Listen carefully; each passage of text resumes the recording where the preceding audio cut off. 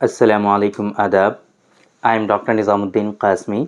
I am a sexual disorders and infertility specialist working here at Saira Healthcare and Hijama Center, Barabanki Uttar Pradesh.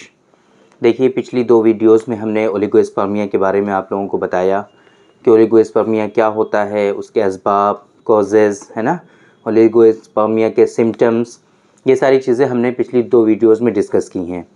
आज के इस video में हम आपको बताने की कोशिश करेंगे कि अगर आपको ओलिगोस्पर्मिया है तो आप कैसे उसको कंफर्म कर सकते हैं, क्या इन्वेस्टिगेशन होते हैं, किस तरीक़े से आप ये कंफर्म कर सकते हैं, ये पता लगा सकते हैं कि आपके अंदर ओलिगोस्पर्मिया है और ओलिगोस्पर्मिया के कॉजेज़ और असबाब क्या हैं बेसिकली, है ना।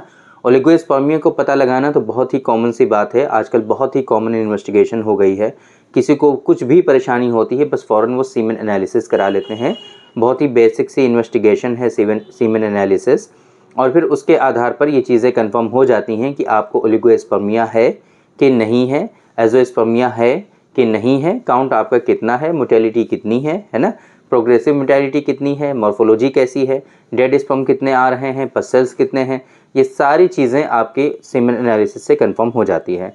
लेकिन अगर आपको ये पता लगाना है कि आपके अंदर कॉजेज़ क्या हैं, किस वजह से आपके अंदर काउंट कम आ रहा है या नील आ रहा है, तो इसको पता लगाने के कुछ और तरीक़े हैं, वो सारे हम आपको बताने जा रहे हैं।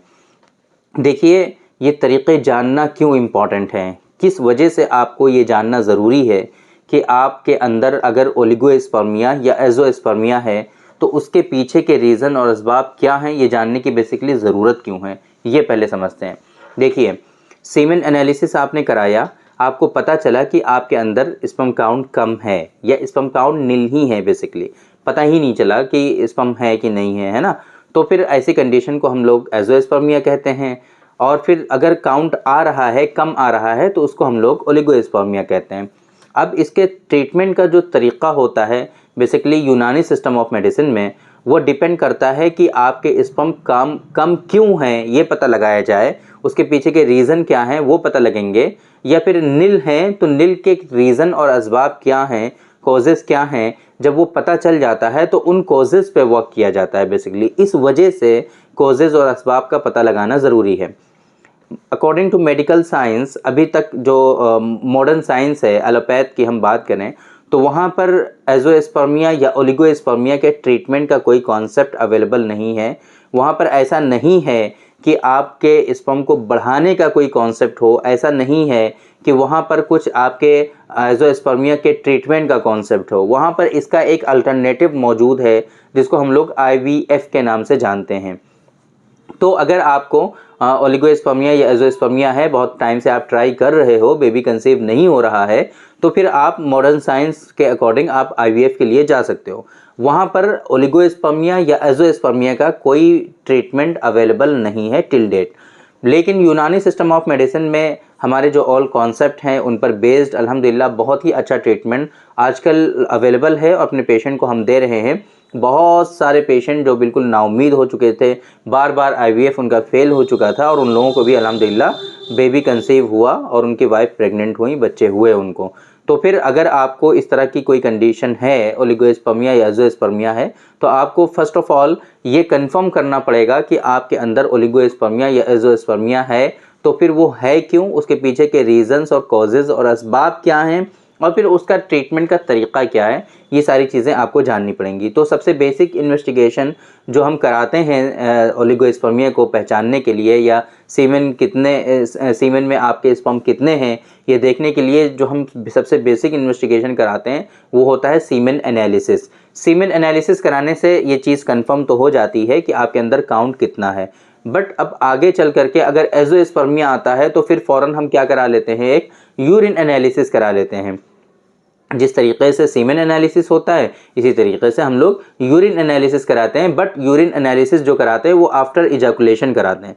इजैकुलेशन या मास्टरबेशन कराने के बाद का जो यूरिन सैंपल होता है उसको कलेक्ट करते हैं और उसका एनालिसिस कराते हैं। तो उसमें अगर स्पर्म आपके आ रहे होते हैं तो फ़ौरन एक डायग्नोसिस कंफर्म हो जाती है, वो हो जाती है रेट्रोग्रेड इजैकुलेशन की, यानी कि आपके अंदर रेट्रोग्रेड इजैकुलेशन कंफर्म हो चुका है ना। क्या होता है रेट्रोग्रेड इजैकुलेशन? बेसिकली जब हम इजैकुलेशन करते हैं तो सीमेन हमारा बाहर आता है, सीमेन हमारा आता है बाहर यूरेथ्रा के थ्रू, है ना, वो निकल के आता है, स्पर्म उसके साथ लगे हुए होते हैं, प्रोस्टेट से मिलते हुए वो आ जाते हैं बाहर। ये एक नॉर्मल मैकेनिज्म है, इस तरीके से होता है। बट बहुत मर्तबा जब जिन लोगों में कुछ इश्यूज़ हो जाते हैं, उनके जो है पैल्विक फ्लोर मसल्स बहुत वीक हो जाते हैं, या और भी बहुत सारे मेजर इश्यूज़ होते हैं, जिसकी वजह से क्या होता है कि सीमेन उनका यूरेथ्रा के थ्रू बाहर ना आ करके उनके ब्लेडर में चला जाता है। जहाँ पर पेशाब स्टोर होता है ना, पेशाब की जो थैली होती है, वो सीमेन क्या होता है, सीमेन स्पर्म के साथ चला जाता है बैकवर्ड, और चला जाता है कहाँ? आपके ब्लेडर में, आपके पेशाब की थैली में चला जाता है। तो अब यूरिन एनालिसिस जब हम कराते हैं तो कंफर्म होता है कि फिर हाँ, इसमें जो है स्पर्म आ रहे हैं। तो इसका मतलब ये हुआ कि आपके अंदर एजोस्पर्मिया है, तो मतलब कि सीमेन एनालिसिस कराने पे पता चला कि एजोस्पर्मिया है, बट ये कंफर्म हो गया कि आपके अंदर स्पर्मेटोजेनेसिस हो रहा है, स्पर्म आपके बन रहे हैं, लेकिन वो स्पर्म बाहर नहीं आ रहे हैं, वो चले जा रहे हैं कहाँ पर? आपके ब्लेडर में चले जा रहे हैं, यानी कि रेट्रोग्रेड इजैकुलेशन आपको हो रहा है। ये हो गया क्या? एक डायग्नोसिस आपकी कंफर्म हो गई। तो अब हमें क्या है, अब यहाँ पर जो ट्रीटमेंट हमें आपको देना रहेगा वो, अब जाहिर सी बात है, स्पर्मेटोजेनेसिस के लिए ट्रीटमेंट नहीं देना रहेगा। आपने सीमेन एनालिसिस करा लिया, एजोस्पर्मिया आया, अब दवाएं खा रहे हैं, खूब दवाएं खा रहे हैं स्पर्म काउंट को बढ़ाने वाली। तो सोचिए ज़रा, क्या स्पर्म काउंट आपका बढ़ेगा इस तरीके से? हरगिज़ नहीं बढ़ेगा। क्यों? जितने भी स्पर्म आपके बढ़ेंगे, जितने भी बनेंगे, वो कहाँ जाएंगे? आपके ब्लेडर में जाएंगे। फिर कहेंगे कि इन दवाओं में तो कुछ है ही नहीं। तो इस वजह से डायग्नोसिस आप जानना और समझना बहुत ज़रूरी होता है। एक बात तो हो गई है। दूसरी बात, हम कराते हैं इमेजिंग। कुछ इमेजिंग जो है वो हमें करानी होती हैं, वो कंफर्म करने के लिए कि आपके अंदर स्ट्रक्चर में कोई एनॉमली तो नहीं है। फॉर एग्जांपल, कोई ब्लॉकेज तो नहीं है, आपके टेस्टिकुलर में एट्रोफी तो नहीं है, आपके कोई सिस्ट वगैरह तो नहीं है, है ना। ये सारी चीज़ें हमारी इमेजिंग से कंफर्म होती हैं, यानी कि हम उनका यूएसजी स्क्रोटम कराते हैं, कलर डॉपलर कराते हैं, ताकि अच्छे से सारी चीज़ें हमें दिख जाएँ। तो कलर डॉपलर हम करा लेते हैं स्क्रोटम का, उसमें हमें सिस्ट कंफर्म हो जाता है, टेस्टिकुलर एट्रोफी कंफर्म हो जाता है। इसके अलावा आपके टेस्टिकल्स हैं भी कि नहीं हैं, टेस्टिकल्स आपके कहीं ऐसा तो नहीं है कि अनडिसेंडेड हैं, ये सारी चीज़ें आपके स्क्रोटम से कंफर्म हो जाती हैं, और भी कई सारी चीज़ें उससे हम देख सकते हैं। तो अगर जो सबब हमें यहाँ पर मिलेगा स्क्रोटम में, तो उसके बेस पर हम एक डायग्नोसिस आपकी बना सकते हैं कि हाँ, हो सकता है कि टेस्टिकुलर एट्रोफी है आपको, तो इसकी वजह से आपके अंदर स्पर्मेटोजेनेसिस जो होता है वो उतना अच्छे से नहीं हो पाता है, वो इम्पैर्ड होता है। तो फिर अब हमें टेस्टिकुलर एट्रोफी के लिए आपको ट्रीटमेंट देना पड़ेगा, स्पर्मेटोजेनेसिस के लिए ट्रीटमेंट नहीं देना पड़ेगा, स्पर्म काउंट को बढ़ाने के लिए ट्रीटमेंट नहीं देना पड़ेगा। तो ये इस तरीके से ट्रीटमेंट के पार्ट होते हैं, उसको देखना पड़ता है। इमेजिंग में ही हम ट्रस कराते हैं, ट्रांस रेक्टल अल्ट्रासोनोग्राफी, है ना, जो अल्ट्रासाउंड होता है, ये हम ब्लॉकेज को कंफर्म करने के लिए कराते हैं कि सीमेन का जो ट्रैक है वो कहीं ब्लॉक तो नहीं है, प्रॉपर वे में स्पर्म ट्रेवल कर पा रहा है कि नहीं कर पा रहा है, ये चीज़ें कंफर्म करने के लिए हम ट्रस कराते हैं। तो ट्रस में अगर कोई ब्लॉकेज वगैरह की फाइंडिंग आती है तो फिर उसके लिए हमें सर्जरी रिक्वायर्ड होती है और सर्जरी करानी पड़ती है।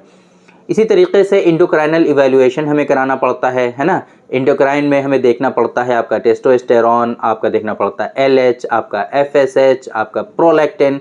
इंडोक्राइन में सारी चीज़ें तो नहीं आती हैं, जाहिर सी बात है, बट आपका ये हार्मोनल प्रोफाइल पूरा आपको कराना पड़ता है ना।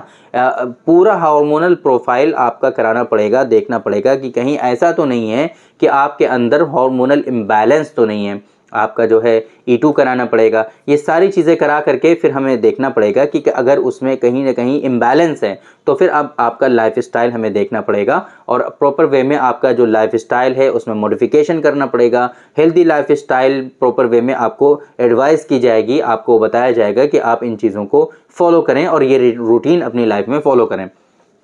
तो ये चीज़ें बहुत इंपॉर्टेंट होती हैं। इस तरीके से आपके अंदर ये चीज़ें डायग्नोज हो जाती हैं। अब जाहिर सी बात है, हार्मोनल इम्बैलेंस है आप में, है ना। आप क्या कर रहे हो, स्पर्म काउंट बढ़ाने के लिए दवाएं खा रहे हो, तो फिर स्पर्म काउंट तो बढ़ेगा नहीं, क्योंकि आपके अंदर हार्मोनल इम्बैलेंस है, वो अपनी जगह पर है, और उसके कॉम्प्लिकेशंस डे बाय डे बढ़ते ही जाने वाले हैं। हार्मोनल इम्बैलेंस के जो कॉम्प्लिकेशंस होंगे वो दिन ब दिन तो बढ़ते ही चले जाएंगे। आपके अंदर टेस्टिकुलर एट्रोफी होती चली जाएगी, लेजीनेस आती चली जाएगी, आपके अंदर सेक्सुअल डिसऑर्डर्स आते चले जाएंगे, आपके अंदर इरेक्टाइल डिस्फंक्शन हो जाएगा।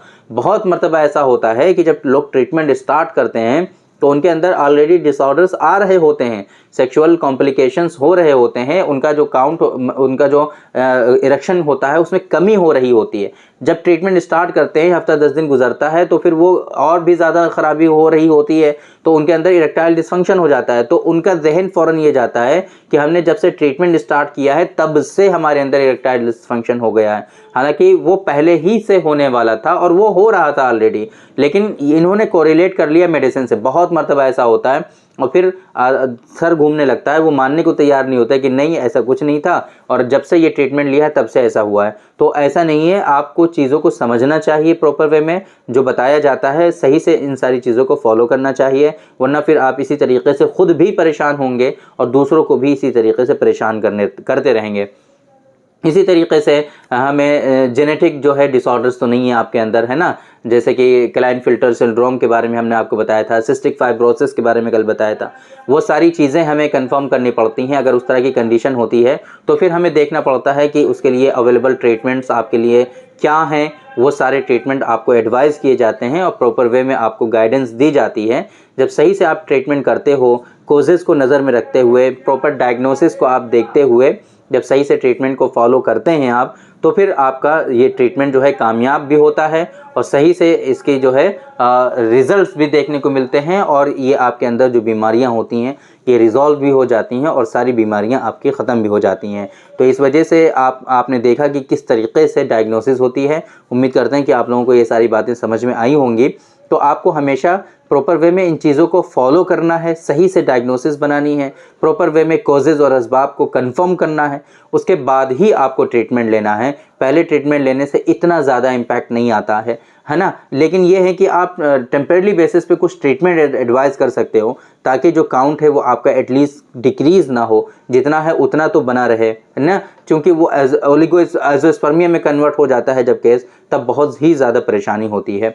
तो इस वजह से एज सुन एज़ पॉसिबल आप ट्रीटमेंट स्टार्ट करिए। जो भी आपको डॉक्टर ट्रीटमेंट एडवाइस करते हैं वो ट्रीटमेंट आप लीजिए, लेकिन साथ साथ में आप इन्वेस्टिगेशन भी कराते रहिए, डायग्नोसिस भी अपनी फाइनल करते रहिए, ताकि प्रॉपर वे में आपका जो ट्रीटमेंट है वो आपका किया जा सके और लाइन ऑफ ट्रीटमेंट को फॉलो किया जा सके और सही से आपकी ये बीमारियां जो हैं वो ख़त्म हो सकें।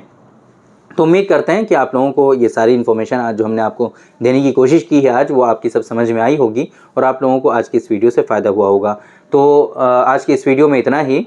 इंशाल्लाह कल फिर मुलाकात होगी आपसे एक दूसरी वीडियो में। हम डिस्कस करेंगे आपसे कल की वीडियो में, बात करेंगे कि अगर आपके अंदर ओलिगोस्पर्मिया है, एज़ोस्पर्मिया है, तो किन तरीक़ों से आप उसका इलाज कर सकते हैं, ट्रीटमेंट के मेथड्स क्या हैं, ट्रीटमेंट के क्या क्या ऑप्शंस हैं, यूनानी में किस तरीके से इलाज कर सकते हैं, मॉडर्न साइंस में किस तरीके से इलाज कर सकते हैं, क्या ऑप्शंस हैं, आपके लिए बेहतर क्या है, ये सारी चीज़ें इंशाल्लाह हम कल की वीडियो में डिस्कस करेंगे। कल की वीडियो भी काफ़ी इंपॉर्टेंट है, तो अगर आपने चैनल को सब्सक्राइब नहीं किया है तो अभी सब्सक्राइब कर लें, ताकि ये सारी इंपॉर्टेंट वीडियोज़ आपको मिलती रहें और आप लोग इससे फ़ायदा उठाते रहें। तो थैंक यू वेरी मच, बहुत बहुत शुक्रिया आपका। कल फिर मुलाकात होगी आपसे। ओलिगोस्पर्मिया के, एज़ोस्पर्मिया के ट्रीटमेंट के ऑप्शंस के बारे में हम वीडियो बनाएंगे। तब तक के लिए आप हमें इजाज़त दीजिए। अस्सलामु अलैकुम।